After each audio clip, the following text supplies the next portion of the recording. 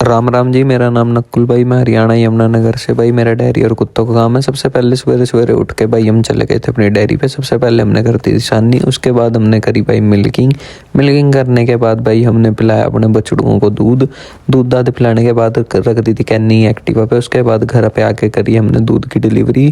फिर ये दो कुत्ते मिल गए थे हमें दुकान के बाहर, तो भाई हमने इन्हें खिला दिए थे बिस्किट। डिलीवरी करने के बाद भाई हम घर पे आके नहा धो के चले गए थे सीधा मंदिर जाने के बाद भाई मंदिर में शिव जी को जल चढ़ाने के बाद आ गए थे एक्टिवा पे।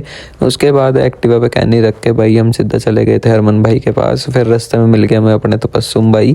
तो इन्हें मिलने के बाद भाई हम सीधा चले गए थे डेयरी पे। गोबर की सफाई करने के बाद नीचे से मार दिया था पानी, गायों को नहला दिया था भाई।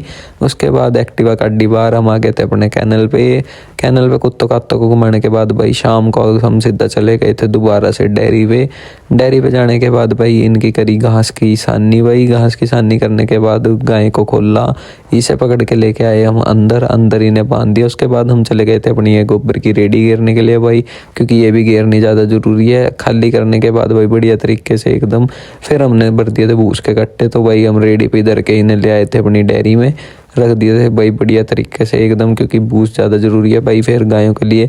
उसके बाद हमने करी मिल्किंग करने के बाद हम मैं चला गया था पैदल अपने कैनल पे भाई। कुत्तों कात्तों को घुमाने के बाद इनके बांडे टिंडे धो दिए थे भाई। उसके बाद भाई हमने बनाया इनका खाना खुना देने के बाद भाई हमने करी कार स्टार्ट और फिर हम सीधा चले गए अपने घर। बाय बाय, जय श्री राम।